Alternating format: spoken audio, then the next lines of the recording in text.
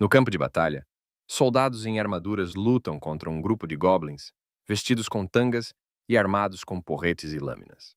O líder do esquadrão dá ordens aos seus soldados enquanto observa a batalha. Atrás dele está um homem de túnica preta. De repente, há uma explosão e a onda de choque levanta poeira no ar. O comandante se vira para o homem parado atrás dele, que é um necromante, e pede ajuda. O necromante mercenário remove seu capuz e prepara um feitiço. Seu cajado em forma de crânio se ilumina com uma luz roxa, assim como o próprio mago. Três esqueletos armados aparecem no campo de batalha e correm para a batalha sob o comando do necromante. Os outros soldados ficam surpresos com a aparição do necromante, pois eles são magos poderosos e raramente são encontrados em masmorras de nível baixo como esta. Enquanto os homens discutem todas as vantagens da classe necromante e o futuro brilhante que certamente aguarda o personagem principal, o rosto de um mago chamado Julian, que está escutando a conversa, fica amargo. Necromante é uma profissão rara, possuída por apenas cerca de 1.000 pessoas entre quase 8 bilhões de habitantes da Terra. Quando ele invoca esqueletos em batalha, os cavaleiros que o observam o invejam, pensando que o protagonista está usando deliberadamente o feitiço mais fraco de seu arsenal. O garoto era conhecido como um gênio em sua geração, muito acima até mesmo de seus irmãos mais velhos. Então Shannon estava cheia de esperança e confiança em um futuro maravilhoso. Cerca de 10 anos atrás, os habitantes da Terra começaram a receber habilidades únicas ao atingir a idade adulta. As habilidades que as pessoas adquiriam variavam muito, desde ferraria e costura até cura e espionagem. Como esses talentos eram distribuídos aleatoriamente, nem todos gostavam deles. Porém, graças a isso, a humanidade conseguiu superar a invasão de monstros. Os esqueletos acabaram com todos os goblins. Os soldados que venceram a batalha graças a eles estão jubilosos.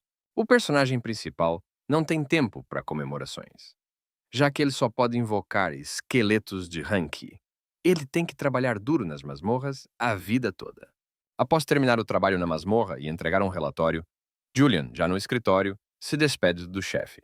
Caminhando pela cidade à noite, o jovem lamentou que teria sido melhor se tivesse recebido uma habilidade mais medíocre do que destruir esperanças que ninguém havia depositado nele. Até o salário deixa muito a desejar. Apenas 40.000 wons por masmorra, menos do que pagariam por um emprego de meio período. Apesar disso, o personagem principal não trocaria seu trabalho por nenhum outro. De repente, em uma grande tela ao ar livre, Julian vê uma reportagem sobre um jogador que se tornou um Ranger em apenas 3 anos de jogo. Um resultado incrivelmente rápido. Os apresentadores da transmissão atribuem esse sucesso impressionante ao fato de o jogador ser um necromante de classe. Pegando o livro e abrindo-o, o rapaz viu que estava escrito à mão, com uma caligrafia um tanto desajeitada. Julian pensa com inveja e irritação que está destinado a passar a vida inteira invocando nada além de esqueletos e trabalhando em masmorras de baixo nível, enquanto outros necromantes podem se tornar patrulheiros. Entretanto, o personagem principal não desiste e vai para o campo de treinamento. O jovem saca seu cajado e invoca esqueletos. O livro escorregou de suas palmas para o chão e as páginas começaram a virar sozinhas. O segundo efeito permite que você nomeie cada um dos esqueletos. Julian inicialmente pensou que se tratava de algum tipo de habilidade única e valiosa, já que nunca a tinha visto em ninguém. Mas rapidamente percebeu que essa habilidade era inútil. O conteúdo da história se tornou um novo ponto de partida na vida do jovem Hunter. No dia seguinte, Shannon tomou café da manhã sozinha no refeitório da escola, como sempre. Naquele momento, uma voz masculina o chamou. O segundo Kostian tem uma lança longa, e o terceiro Kostian com um arco e flechas. Enquanto os esqueletos atingem os alvos, o protagonista se joga no chão, observando-os com tristeza. Embora os esqueletos inicialmente tenham mostrado resultados promissores, se antes eles não conseguiam enfrentar um Goblin, agora não é problema para eles derrotar vários de uma vez. Mas neste ponto eles atingiram o limite de suas capacidades. Suspirando, o protagonista conclui que uma pessoa sem um sonho é ainda mais lamentável do que uma pessoa que não consegue realizar seu sonho. De repente, um orc enorme e agressivo, com um machado em punho, surge de trás dos arbustos atrás do jovem. Quando os esqueletos veem uma criatura forte, eles imediatamente recebem um efeito que reduz suas estatísticas em 20%. Ao ver os esqueletos desmoralizados, o necromante só pode repreendê-los por sua inutilidade, enquanto o orc continua a se aproximar dele ameaçadoramente. O aparecimento de um inimigo tão perigoso em um local relativamente seguro é provavelmente causado por uma descoberta de masmorra, quando, ao ser descoberta, ela se quebra e libera monstros além de seus limites. Enquanto isso, o orc brande sua arma. Tal encontro pode resultar na morte do personagem principal. Julian grita ordens para os esqueletos atacarem o inimigo. Entretanto, esqueletos fracos de baixo nível não são páreo para o orc, que derrota dois deles com um único movimento. Sem proteção, o necromante tenta fugir o mais rápido que pode, mas o orc imediatamente o persegue. De repente, uma flecha literalmente atinge a cabeça do orc e ele para. De fora, essas exigências pareciam claramente um chamado ao suicídio. Após avaliar suas chances, o protagonista não consegue pensar em uma tática melhor do que gastar os 70 manas restantes de 100 invocando esqueletos. Kostian, que acabou de ser morto com uma espada, e Kostian, que teve uma lança, reaparecem no campo de batalha. E o jovem gasta um total de 20 manas para invocá-los. Julian comanda os esqueletos com armas brancas para tentar conter o ataque do orc, enquanto Kostian o ataca com um arco. No entanto, o machado do orc perfura facilmente os crânios dos esqueletos.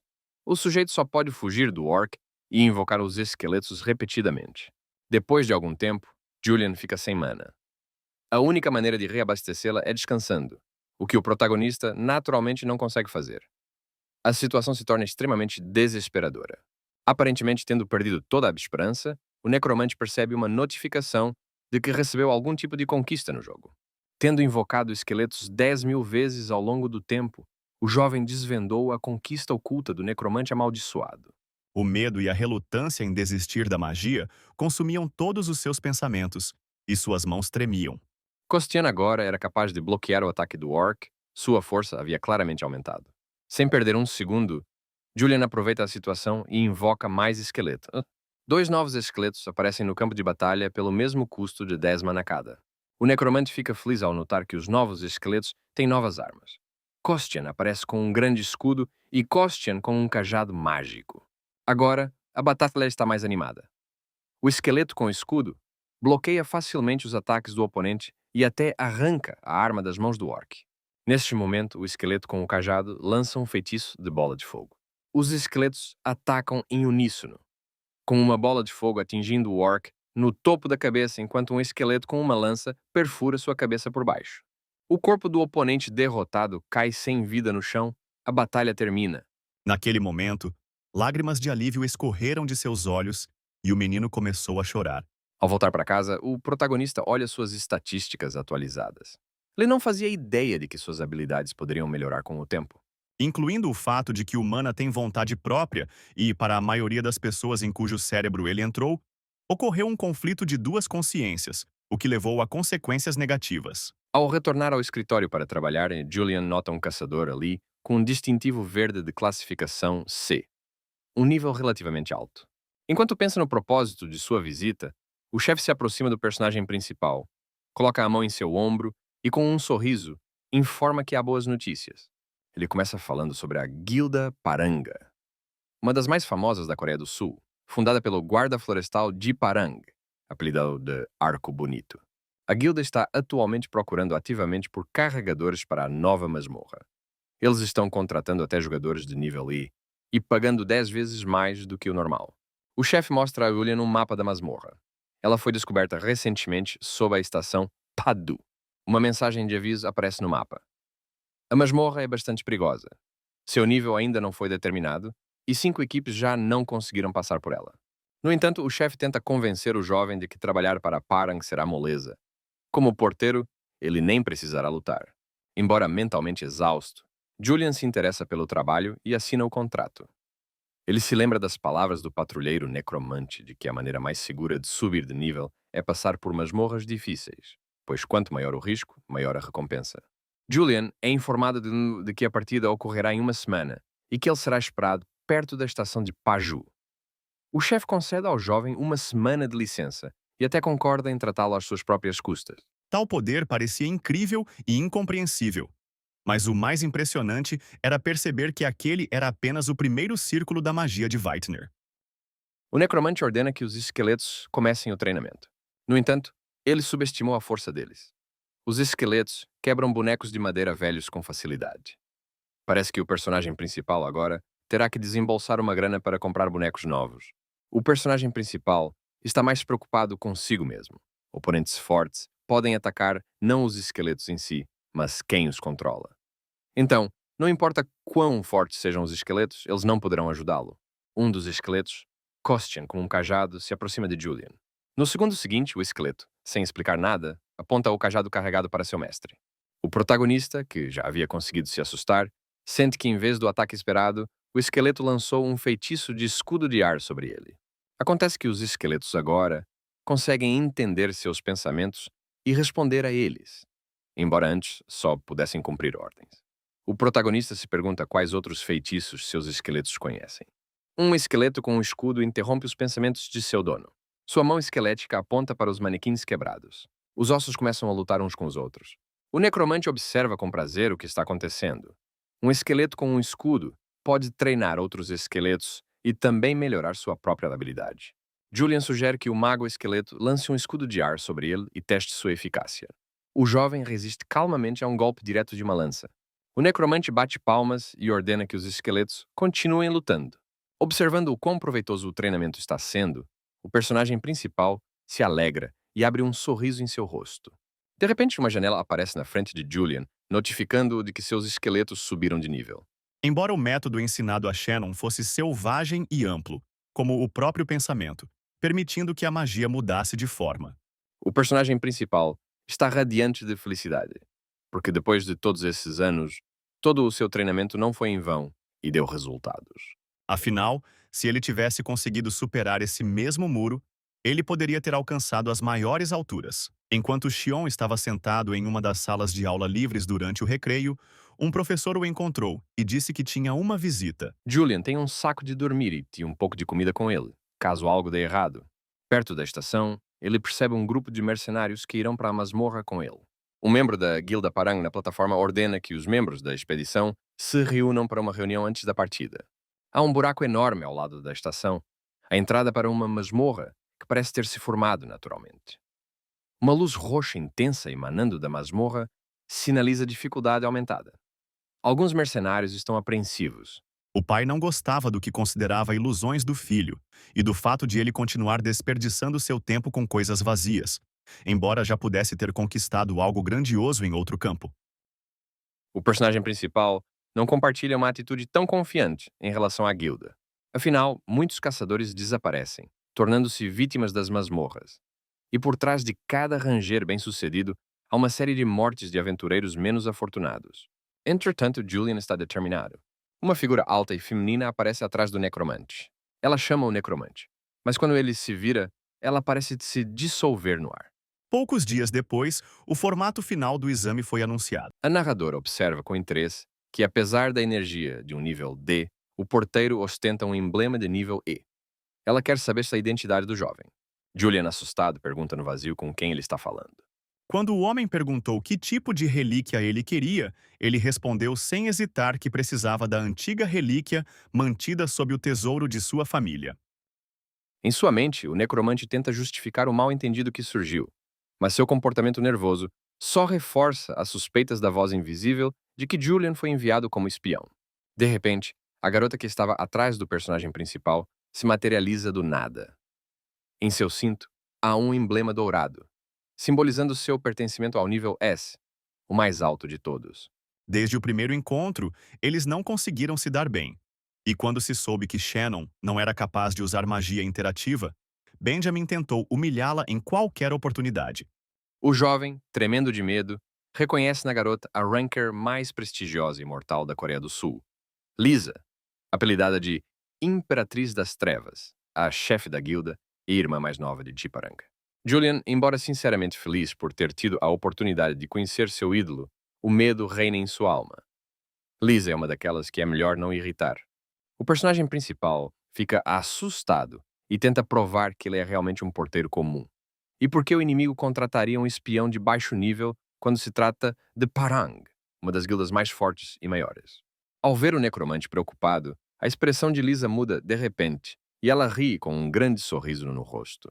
A garota, para grande surpresa do herói, admite que estava apenas brincando com o infeliz porteiro. Contudo, Benjamin nunca recebeu a reação desejada. Pelo contrário, o sujeito perguntou sarcasticamente por que ele deveria ter medo de. Essa declaração deixou Benjamin muito irritado, pois ele estava acostumado ao fato de não poder refutar suas palavras, e tentou colocá-lo em seu lugar. Ainda sorrindo, a garota pergunta o que deixou Julian tão chateado. A guarda florestal se curva em pedido de desculpas pela decisão dela de demonstrar curiosidade excessiva sobre a pessoa do jovem. Liz admite que ficou realmente intrigada sobre o motivo pelo qual um porteiro com habilidades de nível D tinha um emblema de nível E. O protagonista não tem nada a dizer em resposta. Ele entende que Lisa estava lendo seus poderes usando a habilidade de detecção de energia. Mudando de assunto, a irmã de Diparan confessa que seu irmão mais velho a convidou para participar de uma expedição à masmorra. E enquanto procurava um carregador, ela acidentalmente encontrou Julian. Lisa diz que precisa de um carregador capaz como ele, porque a masmorra pode ser perigosa. E, além disso, o jovem não dá a impressão de ser uma pessoa que pode se assustar e fugir. Como recompensa, o guarda florestal oferece o dobro do pagamento pelo trabalho. Julian concorda sem sombra de dúvida. Não é todo dia que você tem a oportunidade de acompanhar um jogador de tão alto nível e ainda ser pago por isso.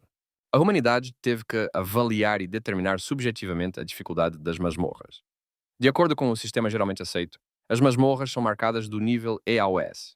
Em resposta, o sujeito afirmou com segurança que as pessoas que já o consideravam incapaz de fazer magia estavam erradas, e ele provaria o contrário.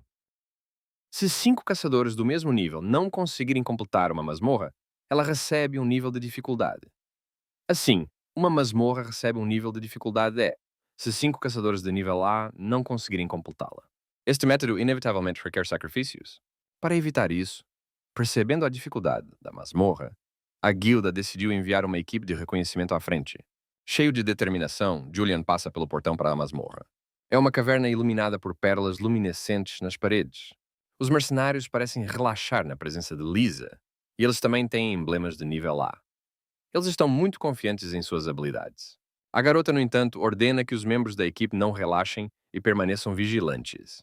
Levando consigo 2 caçadores, Swift Blade e Little Fire, ela ordenou que seu guia Wilbur começasse a trabalhar para encontrar uma maneira de sair da masmorra e colocasse seu carregador sob proteção. Nem todos podem obter o status de guia. O sistema o concede apenas àqueles que são bons em se orientar em masmorras. Sozinho, Wilbur pergunta ao protagonista se ele está nervoso. Ao ouvir uma resposta afirmativa, o guia responde com um sorriso que o jovem está fazendo a coisa certa. Afinal, apesar de Lisa ter dito aos membros da expedição para não se preocuparem, esta masmorra parece estranha para ele. Mas quando a fumaça se dissipou, Shannon permaneceu na arena, ileso, com um sorriso calmo no rosto. As habilidades do homem impressionam Julian, mas ele simplesmente as ignora, pois ele faz isso há muitos anos. Depois de algum tempo caminhando na direção oposta do grupo principal em busca de uma saída, o guia admite que está com medo. Não há armadilhas ou enigmas no caminho. O homem conta ao jovem que sente um peso desagradável no corpo. O necromante também duvida se devem continuar a jornada, pois também sente arrepios por todo o corpo. 2 pessoas assistiram à luta das janelas da sala VIP. O homem ficou muito intrigado com a capacidade de Shannon de invocar água em tão pouco tempo, praticamente instantaneamente. Todos os 5 esqueletos de Julian aparecem na passagem da caverna, e o jovem gasta metade de seu mana. As criaturas invocadas não impressionam o guia, mas o jovem responde que não pode invocar ninguém além delas. De repente, a pressão do ar na caverna muda, e tanto os homens quanto os esqueletos tentam se agrupar. Wilbur ordena que sigam em frente, já que ele sente a presença de criaturas naquela direção. Então há um lugar adequado para a vida ali. Julian nem consegue abrir os olhos por causa do peso que sente no corpo. Suas pernas tremem e cada passo é difícil. Kostian, com um cajado, lendo os pensamentos de seu mestre, lança um escudo de ar sobre ele, tentando aliviar seu sofrimento. Entretanto, devido à pressão incrível, o feitiço é imediatamente destruído com tanta força que o esqueleto é arremessado para trás. O personagem principal solta um grito de dor, e sangue começa a escorrer de sua boca em jatos. O guia, tendo experiência em passar por masmorras, deixa Julian para trás e avança sozinho. Os esqueletos precisam proteger seu mestre. O necromante percebe que subestimou o perigo da masmorra e que a ameaça de morte é bem real. No entanto, reunindo sua força de vontade, O protagonista alcança a barreira que separa a passagem do local mencionado por Wilbur. Uma notificação surge diante dos olhos do herói. Eles abriram o cenário. Um homem idoso cheio de profundo ressentimento. Uma porta então se materializa no ar. E a próxima notificação pede que você entre na sala atrás da porta e derrote o velho, o chefe desta masmorra. Para sua surpresa, Julian descobre um grupo de pessoas nesta sala, além dele e de Wilbur. Os caçadores do grupo anterior que estavam presos ali. Ao ver um guia com nota A e um necromante cercados por esqueletos, os estranhos se alegram, pensando que uma equipe de resgate veio buscá-los. Wilbur, como se nada tivesse acontecido, ordena ao carregador que compartilhe comida e água com os caçadores sobreviventes. O necromante obedece à ordem. Ele entende porque o guia o abandonou antes, mas há um sentimento amargo em sua alma. Exaustos e famintos, os caçadores bebem avidamente água de garrafas. Depois de distribuir a comida, o guia, com um sorriso paternal, pede que comam mais devagar e não tenham pressa. Enquanto eles estão ocupados comendo, ele pergunta o que aconteceu com o grupo. De repente, uma das lanças mudou sua trajetória e o atingiu nas costas. Isso quebrou a concentração de Benjamin. Todos os caminhos levavam à mesma porta. Os caçadores não tinham escolha a não ser tentar passar no teste, mas o chefe, um velho de cabelos brancos, era durão demais para eles. Nem aventureiros do rank D, nem aventureiros do rank C, nem mesmo aventureiros do rank P conseguiram derrotá-lo, tamanha era a sua força. Percebendo que seu oponente estava mantendo distância, Shannon apenas riu da esperteza do sujeito e, com uma palma, combinou todos os pássaros soltos em um. Só há uma coisa que Julian não consegue entender. Como eles sobreviveram depois de enfrentar um inimigo tão incrivelmente forte e perigoso. Mas acontece que o chefe atrás da porta não mata os viajantes, mas apenas bate naqueles que entram, testando sua força. De acordo com as lembranças de um dos sobreviventes, o velho apenas estala a língua a cada vez e, antes de jogar o oponente de volta na masmorra, diz a si mesmo que o desafiante não é adequado para ele. Um dos caras sugere que, pela primeira vez na história do mundo moderno, uma pessoa comum se tornou chefe de uma masmorra. No entanto, só há uma saída da masmorra, através da luta contra o chefe. Julian duvida que Wilbur consiga passar no teste, já que ele é guia por especialidade. De repente, Lisa atravessa a barreira com Swiftblade e Little Fire. Depois de aprender a situação e se certificar de que o grupo sobrevivente não é uma ilusão ou uma armadilha, a garota concorda que ficar parada não é uma opção, apesar da forte aura atrás da porta. Os infelizes aventureiros se abraçam e choram de alegria. 3 viajantes de nível A e um viajante de nível S vieram em seu auxílio. Os rapazes cantam louvores a Parang e prometem se curvar todas as manhãs em frente ao escritório. Lisa ordena que o porteiro e os sobreviventes os esperem, e então os caçadores desaparecem confiantemente atrás da porta. Julian nem duvida do sucesso deles. Para sua surpresa, nem 10 minutos se passaram antes que os caçadores de nível A voltassem voando e gritando. Seguindo-os pela porta aberta, voa uma Imperatriz das Trevas, bastante machucada. Atrás dela, a porta com o chefe se fecha novamente. O protagonista não consegue acreditar no que houve, pois o chefe lidou com um grupo tão experiente tão rapidamente, incluindo o guarda florestal mais forte do país. A própria Lisa não acredita em sua perda. Ela considera ridículo que o velho a tenha recusado. Cheia de determinação, a garota pede a Julian que pegue uma poção de nível superior em sua mochila. Abrindo o frasco da poção, o líder da expedição diz que provará ao velho que ele estava errado, especialmente porque ele realmente não os matou. Há ferimentos profundos em seu corpo, resultantes de uma escaramuça com o chefe. O necromante imagina que, a julgar pelos comentários do velho, ele está procurando um aprendiz, e sua insatisfação é causada pela falta de um candidato adequado. Depois de beber a poção, a garota sai novamente para desafiar o chefe. Assim começou a aprovação sem fim de Lisa. Repetidamente derrotada, ela retornou e partiu para lutar contra o velho. Então, o instrutor que monitorava a luta anunciou o fim da luta e a vitória de Shannon Henner. Isso continuou por vários dias, e o patrulheiro não desistiu de tentar passar no teste e derrotar o chefe. Com tanta espera, os membros do grupo começaram a perder as forças. A situação era desesperadora. Parecia que o velho não poderia ser derrotado sozinho ou em grupo. Sua vitória e sua magia também interessaram profundamente ao chefe da Torre Azul dos... O protagonista decide desafiar o velho também, pois, de todos os presentes, ele é o único que ainda não tentou passar por aquela porta. Além disso, ele não tem mais forças para esperar. Caçadores de alto nível ficam surpresos com a autoconfiança do carregador e não acreditam em suas capacidades. Além disso, Swiftblade fica furioso e até se prepara para atacar o homem atrevido com uma katana. Lisa o interrompe. Ela quer entender a motivação do necromante. Afinal, ele é apenas um carregador e, de acordo com o contrato, não participa de batalhas e não pode expressar sua opinião. Julian acredita que, como o velho está procurando um discípulo, o importante não é o seu nível, mas sim o seu potencial. O jovem está confiante de que, ao se tornar seu discípulo e não tentar lutar contra ele, cumprirá a condição secreta do teste. Condição secreta: uma maneira alternativa de completar uma missão que promete uma recompensa para quem a completar. Lisa fica furiosa e não entende por que o necromante de repente decidiu que o velho o consideraria um aluno mais digno do que ela, já que ela é a patrulheira mais forte do país. Em resposta à repreensão do líder, Julian admite que não gosta de ficar de fora, sem participar, e de ser o único que não foi fisicamente ferido no encontro com o chefe. Além disso, a Imperatriz Sombria está de folga. Lisa responde que entendeu imediatamente, pelo olhar dele, que ele não era um carregador comum, mas um caçador sedento por vitórias.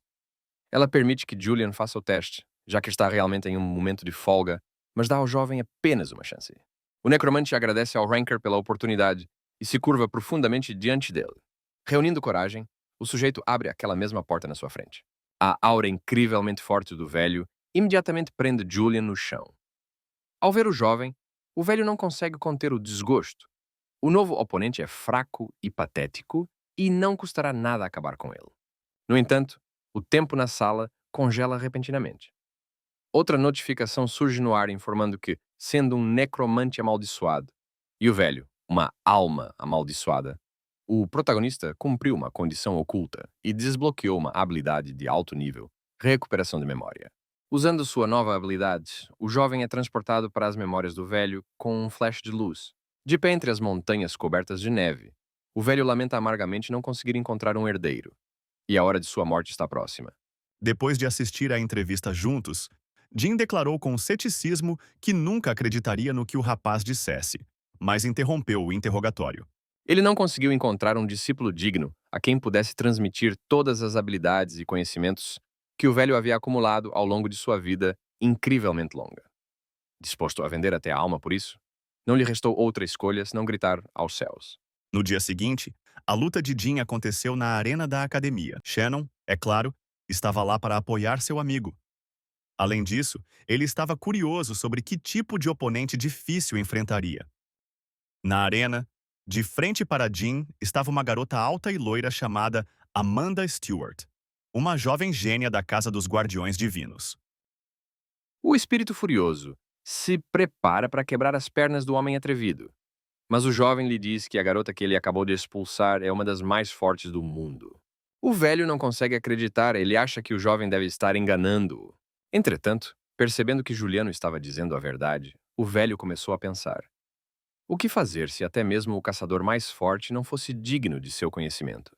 Ao ver como o chefe mordeu a isca, o protagonista oferece sua candidatura como aluno. Com essas palavras, o necromante convoca todos os seus esqueletos. O sujeito tenta convencer o espírito. Esqueletos que podem evoluir constantemente têm potencial ilimitado. Cada um deles é único e não sente dor nem medo. Ao mesmo tempo, ele terá apenas um aluno, o próprio necromante. O velho pensa que o potencial dos esqueletos é realmente enorme.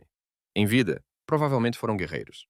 Parece-lhe irônico que, durante todo esse tempo, tenha procurado um discípulo vivo, mas tenha encontrado espíritos malignos.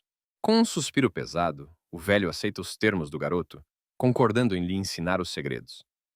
Julian vê um clarão de luz, notificando-o de que ele cumpriu a condição oculta. A sala o leva de volta ao Pico Nevado, onde um velho sorridente pede ao seu novo aluno que prometa que não vai recuar e que herdará tudo o que ele lhe ensinar. O protagonista jura se tornar seu novo aluno. Um momento depois, Julian acorda em uma cama de hospital. Ele encontra Lisa no quarto com ele. A garota estava esperando ao lado da cama na que ele acordasse. Desta vez, ela está vestida com um terninho formal.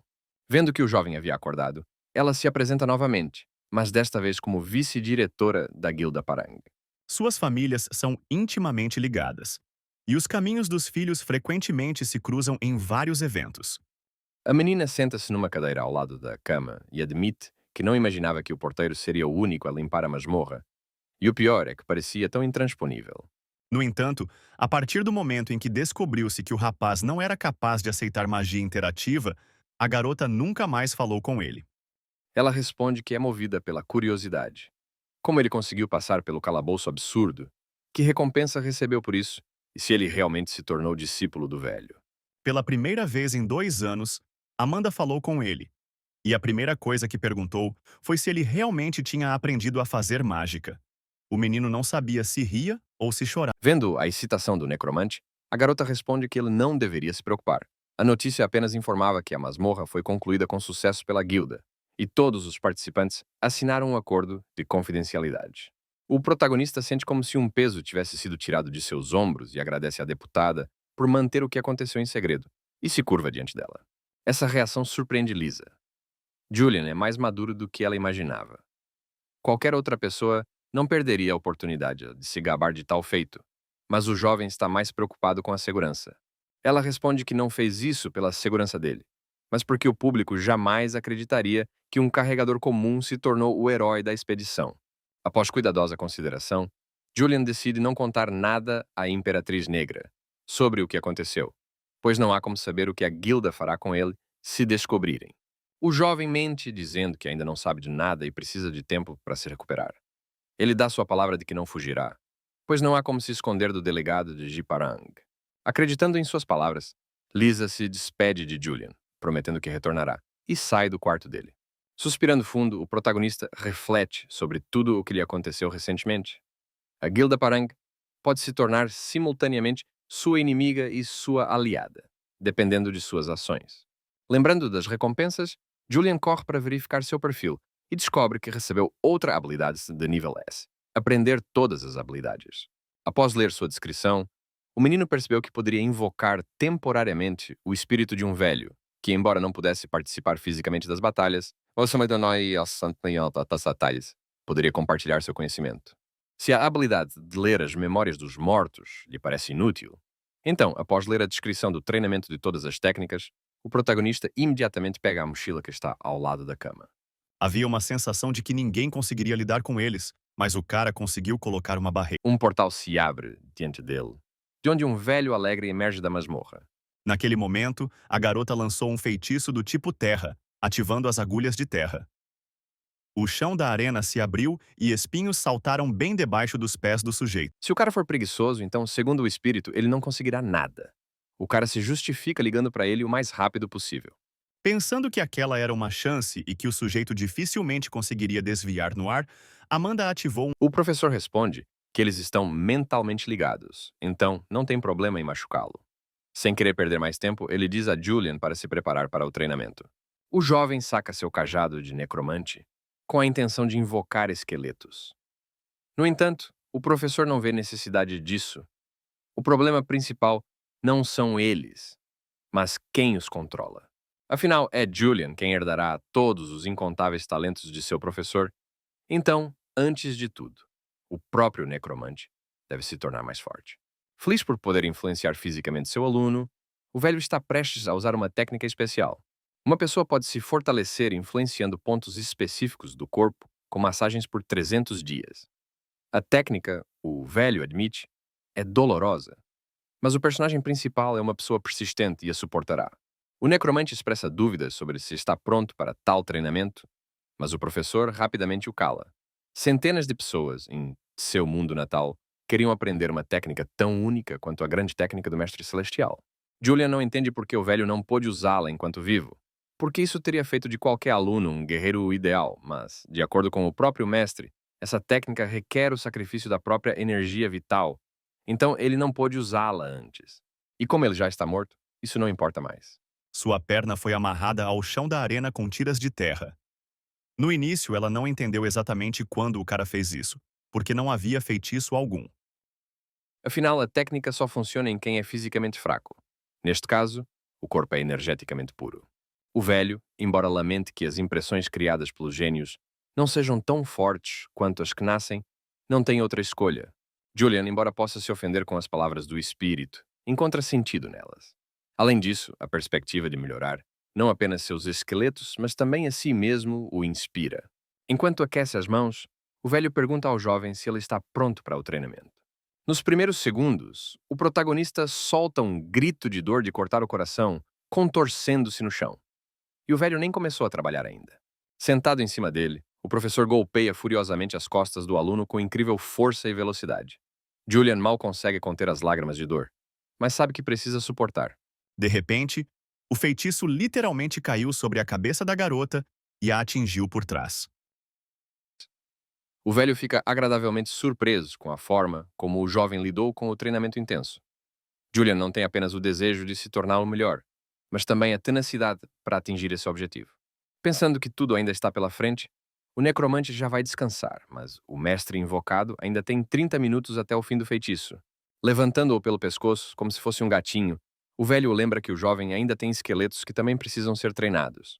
A próxima etapa do treinamento é desenvolver a postura correta e fortalecer os músculos da parte inferior do corpo, mesmo que os esqueletos sejam apenas ossos. Para isso, você precisa ficar em um meio agachamento, como um cavaleiro em um cavalo. Julian acha esse treinamento difícil.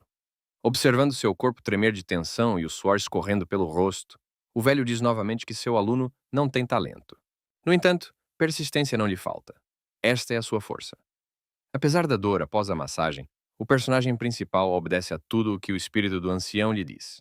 Ao final do treinamento, o necromante exausto cai no chão. O velho ao seu lado o instrui a não ousar invocá-lo, a menos que faça o treinamento todos os dias. Com essas palavras, ele desaparece num flash de luz. O efeito da habilidade invocada pelo mestre chegou ao fim. O treinamento foi tão cansativo que Julian, respirando pesadamente, pediu a Costian que o carregasse para casa. Ao retornar ao trabalho, o personagem principal é chamado por seu chefe. Ele tem alguns negócios para resolver. No saguão, dois mercenários da recente expedição o aguardam. Os mesmos sobreviventes da caverna que ele salvou. Ao cumprimentá-los, eles notam que Julian mudou de aparência. Ele ficou mais forte. O necromante de fato nota que ele ganhou um pouco de peso, e seus ombros parecem ter ficado mais largos após o treinamento. Um dos mercenários se apresenta como um caçador nível C chamado Jack e aperta a mão do garoto. Ele fica agradavelmente impressionado com as habilidades do protagonista e gostaria de convidá-lo para a sua equipe. O chefe de Julian resolveu fazer isso enquanto ele estava fora e disse que aceitaria qualquer trabalho.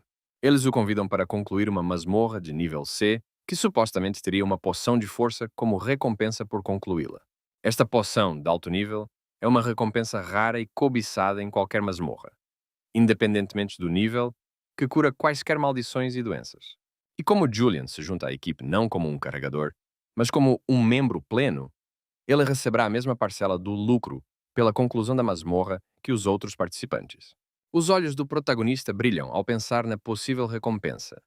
Se o custo da poção for dividido entre os 6 participantes, cada um receberá 8 milhões de wons, uma quantia enorme de dinheiro. Querendo testar o poder de seus esqueletos aprimorados ao mesmo tempo, o jovem rapidamente concorda com um acordo. Os mercenários estarão esperando por ele no escritório na segunda-feira. Após se encontrar com o professor, o necromante lhe conta sobre o trabalho que está por vir. Embora pense que Julian está tentando se impor, ele aprova sua iniciativa, já que a experiência prática também é importante. No entanto, o velho o faz prometer que não faltará ao treino. Ao ver através do aluno, o espírito sabe que ele queria se esquivar e simplesmente chamá-lo para pedir ajuda na masmorra. A luz que emanava literalmente engoliu a existência do sujeito, teletransportando-o para um local desconhecido. Após outra sessão de golpes dolorosos do velho, a habilidade resistência à dor se torna mais eficaz.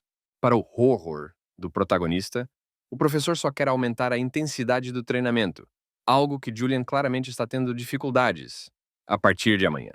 Agora é hora de ensinar cada esqueleto individualmente. Se aponta o dedo para o esqueleto do espadachim. Ele ordena que ele branda a espada. Costian fica confuso, mas o jovem o tranquiliza. O professor certamente o tornará mais forte, mesmo que ele tenha que sofrer.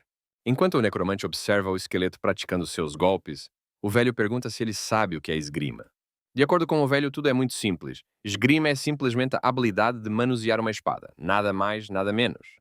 A professora pega um pedaço de pau e o joga no chão aos pés de Julian para que ele o pegue.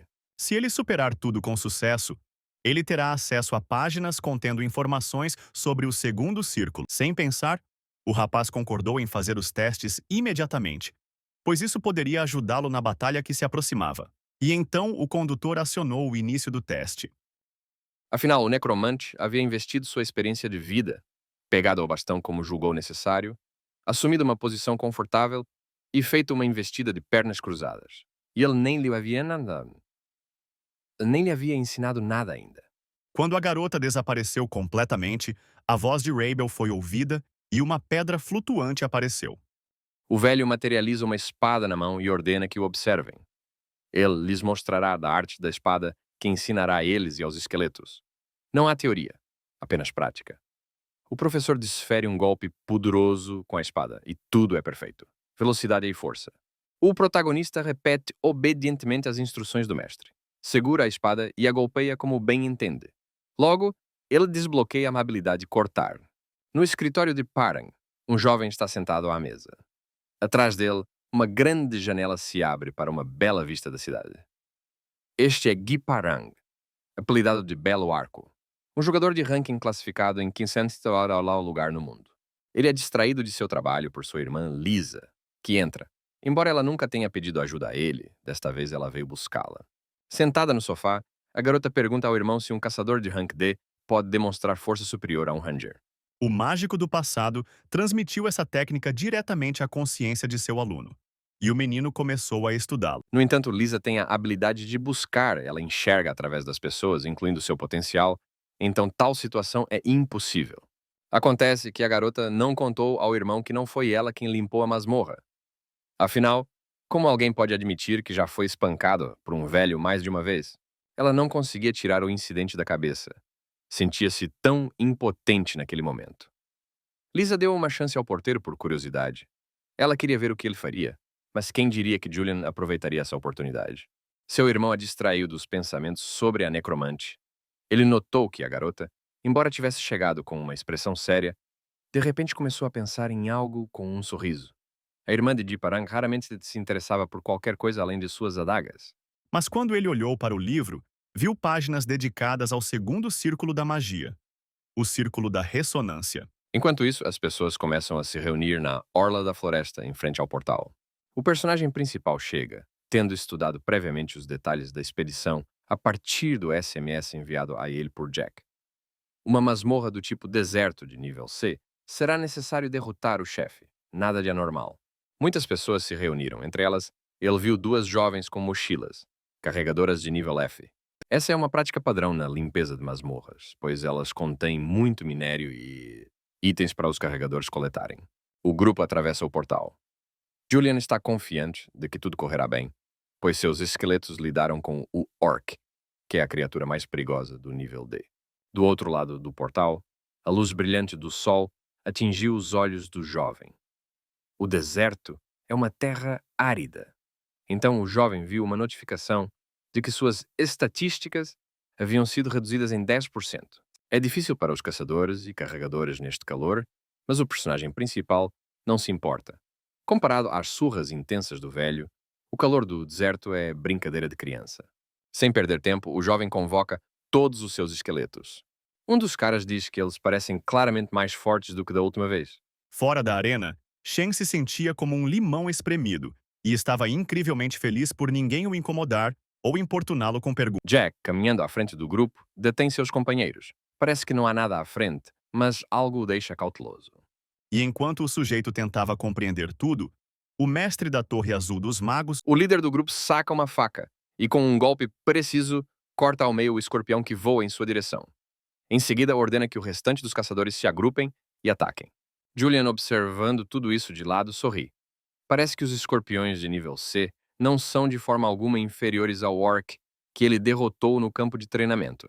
O protagonista se volta para Kostian, o mago, e ordena que ele lance um escudo de ar sobre ele.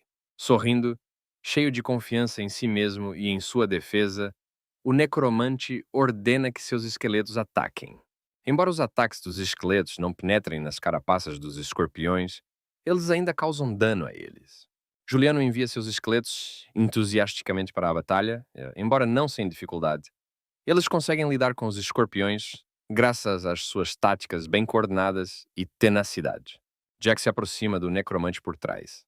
Ele fica agradavelmente impressionado com a forma como o protagonista está lidando com o campo de batalha, dizendo que todos tiveram sorte com o encontro casual na masmorra anterior. Julian esfrega a nuca.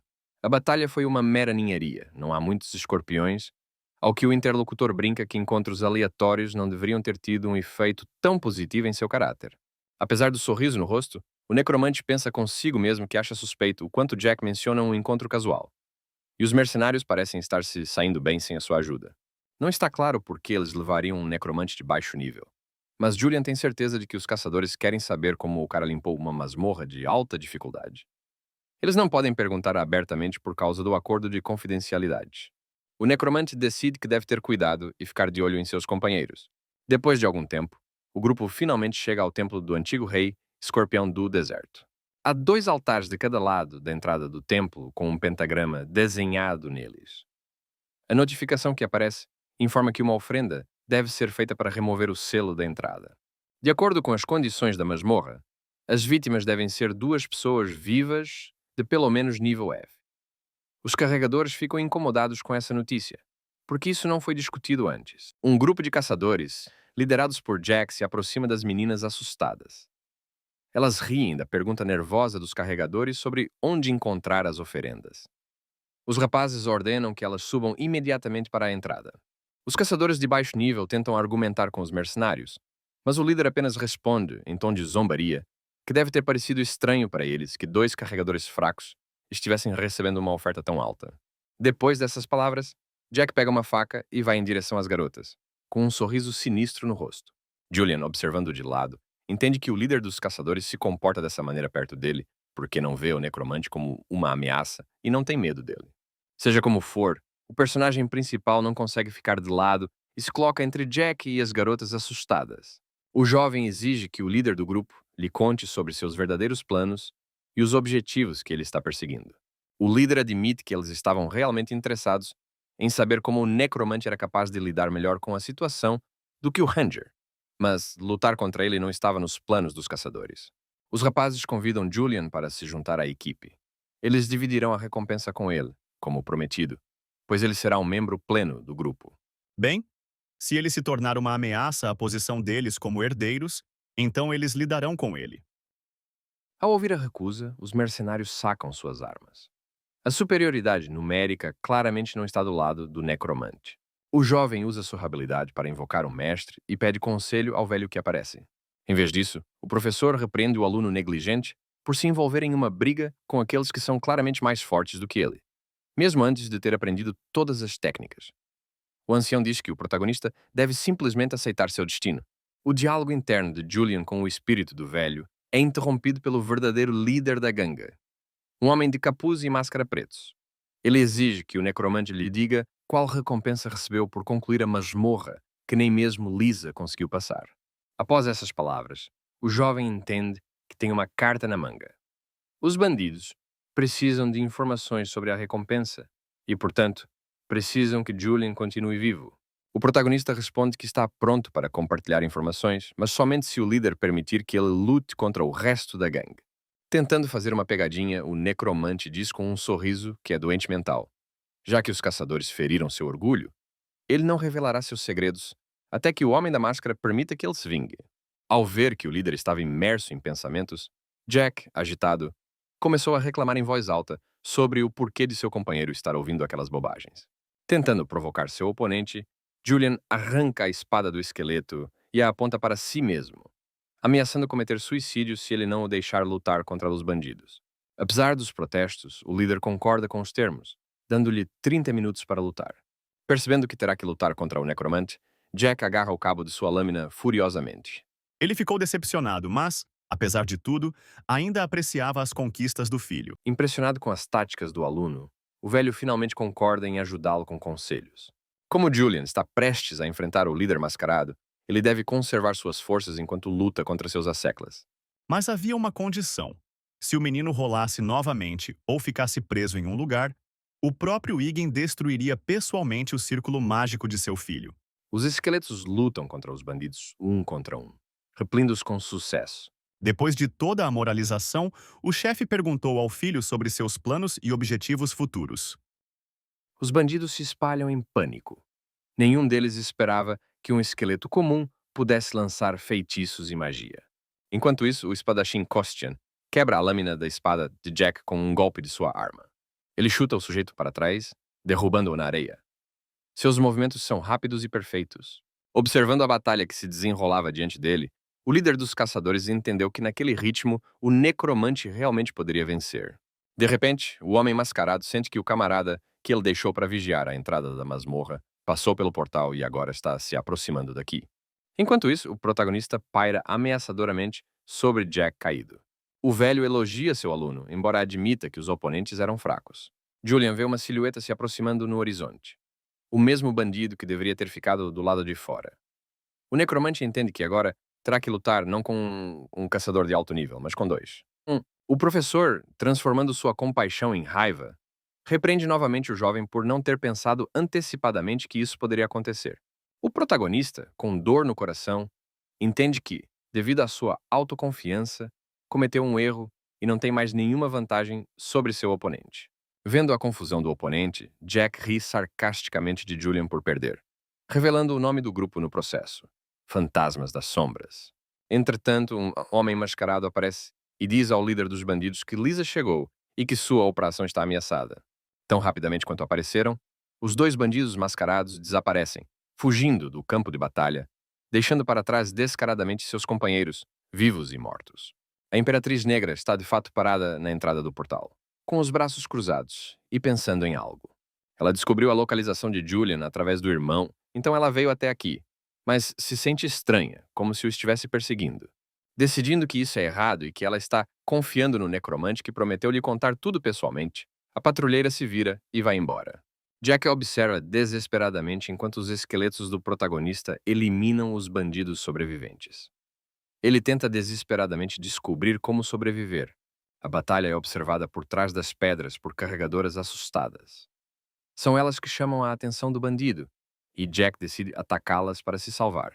Acontece que a menina tinha ido às compras em uma loja próxima e comprado uma caixa cheia de leite de banana. Quando isso acontece, o protagonista ordena que o esqueleto ataque Jack antes que ele possa ferir os carregadores. O esqueleto decepa o braço do vilão com um único golpe de espada. O braço decepado cai atrás de Julian.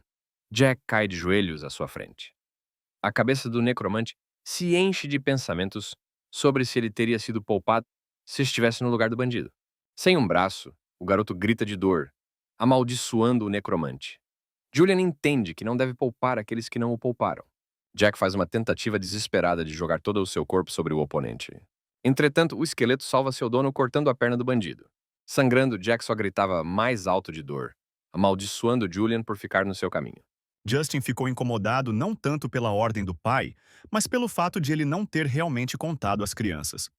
Resignado com a inevitabilidade da morte, Jack pede ao protagonista que acabe com seu sofrimento o mais rápido possível e o mate.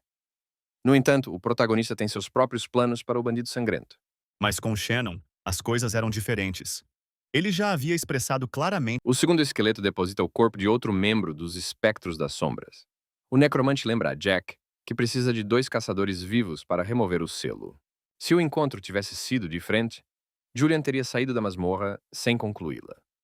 Ele está pronto para responder à gentileza de alguém com gentileza, mas responderá da mesma forma a uma tentativa de matá-lo. Também ficou claro que, devido à ordem, ambos teriam que chamar todos os espiões de volta se não quisessem que eles morressem nas mãos das sombras. O necromante se despede das almas dos bandidos e deseja que eles descansem em paz, renasçam e vivam uma vida boa. Julian se lembra de Lisa, cuja presença era capaz de assustar dois caçadores de nível A ao mesmo tempo, mas por algum motivo a garota nunca apareceu. Depois de passar na avaliação intermediária, Shannon foi parabenizada na sala de aula por ganhar o primeiro lugar.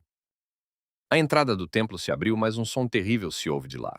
A masmorra informa ao herói que, ao remover o selo, ele libertou o antigo rei dos escorpiões do deserto, que estava aprisionado há vários séculos.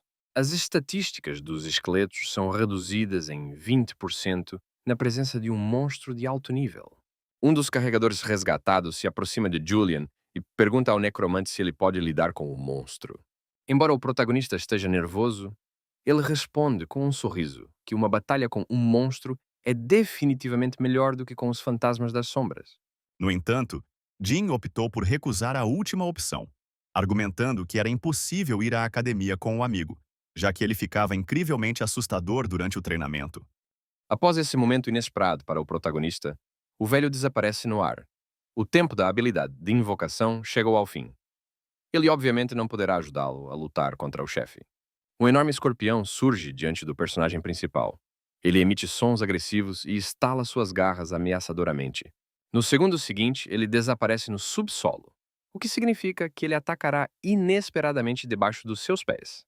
A primeira coisa que Julian faz é ordenar que o mago esqueleto lance um escudo de ar sobre ele, para sua própria proteção, caso o escorpião tente atacá-lo primeiro. O resultado foi a pontuação mais alta, o que não poderia deixar de agradar ao rapaz. Como esperado, um monstro enorme emerge da areia com força e ataca. Para a surpresa do jovem, o escorpião claramente tinha inteligência. Em vez de atacar o necromante protegido ou o esqueleto mais próximo com um escudo, o escorpião foi para a retaguarda para atacar o mais frágil mago Kostian. Para evitar que os esqueletos na retaguarda morram, Julian ordena que o esqueleto, com o escudo, use uma habilidade de provocação para que o chefe o ataque primeiro. Kostian, o defensor, bloqueia com sucesso o ataque do escorpião com seu escudo, atrasando-o. Aproveitando a hesitação do inimigo, Julian ordena que os esqueletos restantes lancem um ataque em grupo. Uma batalha feroz começa. Os esqueletos voam para longe com os golpes do inimigo, mas o próprio escorpião também é ferido e sangra sangue verde. Embora Julian sinta que a luta será difícil, ele está encorajado pelo fato de que suas táticas estão dando resultado e o inimigo está perdendo pontos de saúde lenta, mas seguramente. O necromante ordena aos esqueletos que não tenham medo e continuem o ataque. Se morrerem, o mestre pode chamá-los para a batalha novamente. Enquanto ele tiver energia para invocar, seus guerreiros ósseos são invencíveis. É o que acontece. O escorpião mata um esqueleto, mas um novo aparece em seu lugar. Incapaz de resistir à torrente interminável de inimigos, o chefe morre sob a torrente interminável de golpes. O necromante venceu a luta, mas esteve perto da derrota. Ao final da batalha, restavam-lhe apenas 10 pontos de energia. As imagens da câmera de vigilância foram usadas como prova, para que Benjamin Samard não pudesse escapar da... Além disso, o necromante recebe um troféu, a glândula de veneno do antigo rei escorpião do deserto, uma substância incrivelmente venenosa extraída da cauda do escorpião, um ingrediente que pode ser usado para criar armas ou habilidades. O arqueiro Kostian, que estava por perto naquele momento, estalou o maxilar ao ver esta pequena bola roxa e reagiu com o ingrediente. Agora ele havia aprendido a habilidade Flecha Envenenada. Julian nem sabia que habilidades podiam ser desbloqueadas com ingredientes. Agora Julian entendia por que o patrulheiro necromante da TV falava tanto sobre a importância de completar masmorras. A interface notifica o herói que a masmorra foi concluída com sucesso, e um flash de luz brilhante o envolve. No segundo seguinte, ele e os dois carregadores se encontram de volta à orla da floresta, perto do portal. As meninas se alegram e ficam felizes por terem conseguido sair vivas. Elas agradecem ao necromante pelo resgate milagroso, que pede que sejam mais vigilantes da próxima vez e não aceitem nenhuma oferta de trabalho. As meninas, acenando e desejando-lhe sucesso, vão embora. Naquela noite, Shannon sentou-se em seu quarto, pensando no que havia acontecido e mandando mensagens de texto para seu pai. Uma chave dourada aparece em sua mão, o rastro do deserto antigo. Embora o jovem veja a descrição do objeto, não entende sua finalidade. Lamenta não haver ninguém que possa ajudá-lo. Lisa está atrás dele. A garota o cumprimenta timidamente, explicando sua aparência dizendo que, como Julian foi para a masmorra, significa que ele já caiu em si e está pronto, como prometeu, para se abrir com ela. Além disso, ela tem certeza de que o necromante não pretendia conhecê-la primeiro, então ela foi forçada a encontrá-lo sozinha. O protagonista não tem certeza se deve contar toda a verdade à Imperatriz das Trevas, mas conhecendo suas habilidades, ele tem medo de que ela o pegue facilmente em uma mentira. Além disso, ele precisa da ajuda de um caçador experiente, e ter um bom relacionamento com um guarda florestal nunca é demais. Julian concorda em compartilhar com Lisa a recompensa que recebeu por aquela masmorra, mas impõe duas condições. Primeiro, ela deve protegê-lo de malfeitores. Em segundo lugar, ela deve contar a ele sobre a chave que ele acabou de receber. A garota fica chocada ao ver a chave na mão do interlocutor. Acontece que o médium, foi assim que Lisa o chamou, é um artefato incrivelmente raro. As chances de encontrar esse item em uma masmorra comum são praticamente nulas. Menos de 100 desses médiums foram encontrados em todo o mundo. Além disso, ela está vinculada a quem a recebeu, portanto, não pode ser comprada ou trocada. Mas o protagonista ainda não entende bem para que serve essa chave. O Ranger explica que essas chaves dão acesso a missões que aumentam de nível até chegarem ao nível S. Lisa aceita as condições do necromante. Com um sorriso, ela acrescenta que, no entanto, tem uma contracondição. Depois de algum tempo, eles retornam à casa do protagonista. A garota fica surpresa ao ver o rapaz morar em um apartamento tão modesto e sem graça. O apartamento está uma bagunça e sujo, coisas e lixo espalhados por toda parte. O necromante, sorrindo, diz que sua casa é miserável e acha que Lisa não deveria tê-lo acompanhado até o apartamento. No entanto, a garota leva a sério o pedido de Julian para ser seu guarda-costas. Com apenas um olhar, ela constata que não há dispositivos de escuta ou caçadores acima do nível D por perto. Depois que a guarda florestal confirmou a localização do necromante, ela o informou que permaneceria de serviço no telhado e que Julian deveria avisá-la quando fosse treinar no dia seguinte. Quando ela sai, o protagonista se lembra de uma conversa com ela. A garota concordou em ajudá-lo apenas se ele a deixasse assistir ao seu treinamento. O jovem contou a ela sobre seu encontro com o velho. Agora Lisa quer saber como, graças a ele, as habilidades do caçador, antes de nível inferior, começaram a crescer exponencialmente. O protagonista também se lembra dos fantasmas das sombras. Eles provavelmente tentarão machucá-lo, mas o sujeito não tem dúvidas de que conseguirá combatê-los. No dia seguinte, o treinamento com o professor continuou. Suportando a dolorosa massagem, Julian exclamou em seu coração que aquilo era violência. A indignação do velho não tinha limites. Sua meticulosamente criada grande técnica do mestre celestial tinha acabado de ser descrita como uma palavra tão vulgar, em sua opinião. Magos de alto nível eram capazes até de destruir o cérebro de uma pessoa, e, portanto, tal feitiço era considerado proibido. A menina acha difícil acreditar que o menino esteja passando por isso todos os dias desde que recebeu alta do hospital. Enquanto isso, a habilidade resistência à dor aumentou mais um nível. Embora Lisa observe o treinamento do protagonista, ela não vê o espírito do mestre, já que não é sua aluna e, portanto, não pode repetir depois dele. Olhando para o aluno caído, o velho ordena que ele se levante e continue treinando. Eles ainda têm 30 minutos antes do fim da invocação. Julian se levanta obedientemente do chão, pois precisa aprender as mesmas coisas que seus esqueletos. Desde que começou a estudar com o mestre, os esqueletos ficaram mais fortes e o jovem aprendeu tudo o que sabe fazer. O instrutor demonstrou preocupação, pois o rapaz parecia ter se retraído durante a conversa, e o aconselhou a descansar mais. Shannon concordou. Eles se despediram e seguiram caminhos separados. Em seguida, de acordo com o professor, o personagem principal precisa se concentrar e começar a ler a fórmula da técnica do Grande Coração Azul, que ele ensinou ao jovem durante o último treinamento, e sentir como a energia se move pelo corpo. O aluno segue obedientemente as instruções do velho, especialmente porque não há outra saída. O mestre ameaçou intensificar o treinamento se o jovem não conseguir sentir a energia aqui. O treinamento parece estar indo bem. Uma energia brilhante está concentrada nas mãos do jovem. Naquela mesma noite, Lisa, de pé no telhado da casa dele, refletiu sobre o que tinha visto.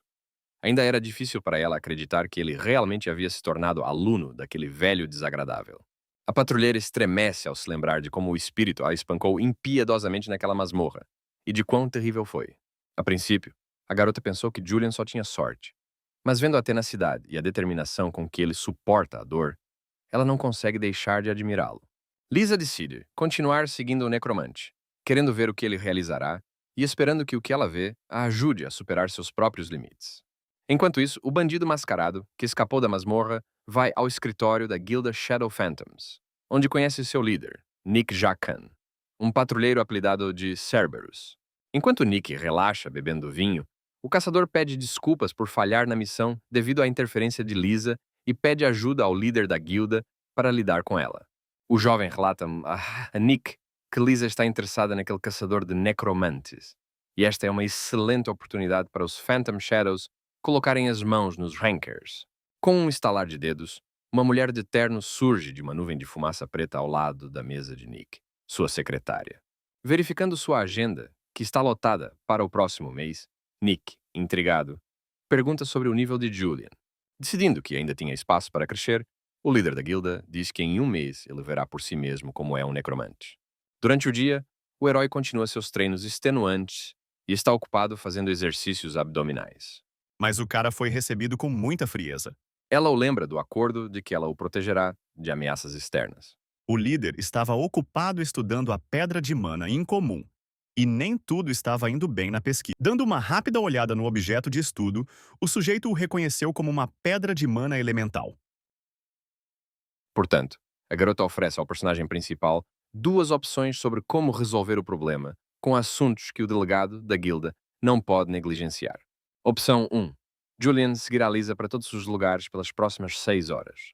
É por isso que ele começou a falar sobre a pedra filosofal. Como a chave está vinculada ao seu dono, outros caçadores e rankers não poderão entrar nesta masmorra.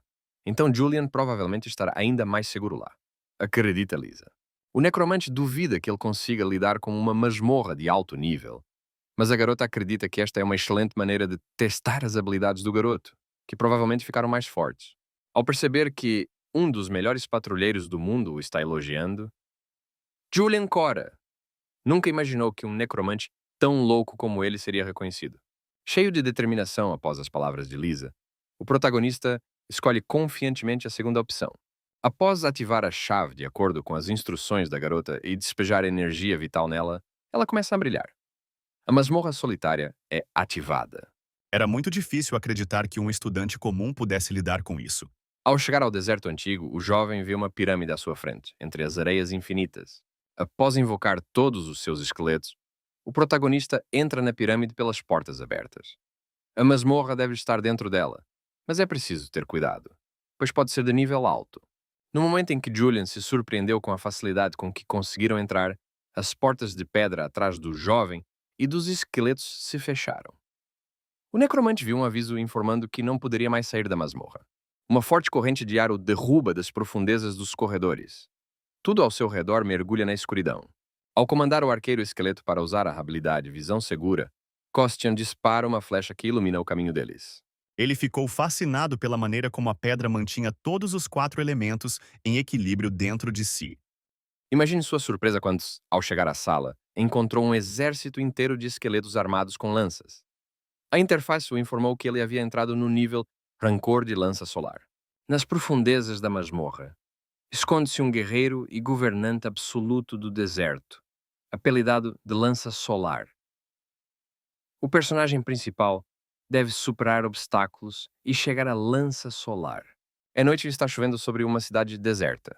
O valor não era pequeno, e Ken perguntou como o rapaz queria pagar a conta naquele Um homem com asas, vestido com uma túnica preta, relembra como tentaram cortar suas pernas e braços quando ele nasceu. Ou seja, ele ofereceu um método como pagamento. Naturalmente, o mestre Nesse momento, um dos homens com uma adaga avança em direção ao jovem alado. Entretanto, o mestiço, armado com uma lança, mata facilmente todos os mal-intencionados, apesar da falta de olhos.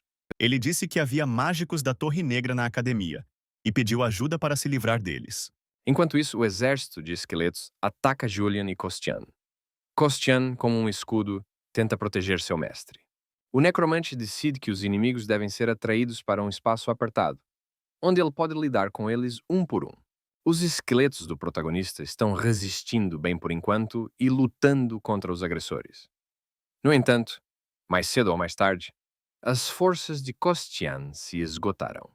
Julian ordena que seus lacaios recuem lentamente, mantendo a linha. Não importa quão crítica a situação pareça, o protagonista está confiante em suas habilidades e que será capaz de derrotá-la com a estratégia certa. Um dos lanceiros tenta atacar o necromante. Tom consegue interceptar a lança, tomando-a para si. Kostian, com uma espada, finaliza o esqueleto que tentou atacar seu dono. O mago Kostian invoca uma bola de fogo de nível 8 que aparentemente destrói quase todos os esqueletos de uma só vez. Após esclarecer alguns pontos, o jovem desligou e saiu do elevador. Ao entrar na sala privada, Shannon cumprimentou aqueles que já haviam chegado. Entretanto, agora, graças ao treinamento do mestre, o personagem principal pode lutar sozinho. O necromante empunha habilmente a lança roubada, atingindo o inimigo. Tendo aparentemente derrotado o último esqueleto, o jovem luta para recuperar o fôlego. Lança Solar despertou, de acordo com uma nova notificação. Assistindo à batalha, o chefe desconhecido apenas ri dele. dizendo que o caçador não vencerá com habilidades tão patéticas. No entanto, Julian está confiante em si mesmo. Ele já lidou com o espírito do velho, que nem mesmo um dos melhores guardas florestais do mundo conseguiu superar. Como sempre, o irmão do meio foi terrivelmente De repente, para seu horror, um novo exército de lanceiros corre em sua direção.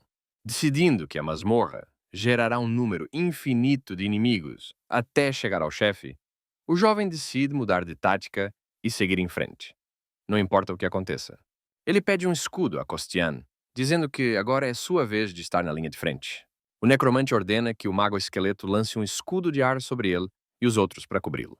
Segurando o escudo na frente dele, Julian corre para a frente, ignorando os inimigos e esperando chegar à sala do chefe o mais rápido possível. Ele já consegue ver a luz à frente, antecipando que o pesadelo com esqueletos sem fim logo chegará ao fim. Ao chegar à nova sala, Julian não encontra o chefe, mas ouve sua voz.